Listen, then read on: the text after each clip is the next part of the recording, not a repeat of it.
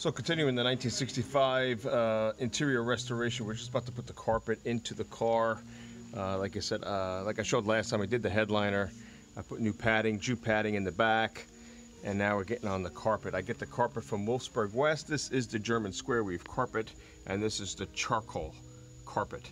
So I've never really formally did a carpet video to show you guys, but what I'm going to do is I'm able to do a series of shorts here. But so when it comes to the carpet from Wolfsburg West, the German square weave, the front firewall gets put in first, like you see here, then the two side pieces that go over here.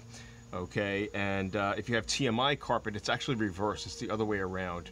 You do the two side pieces first and then the front firewall.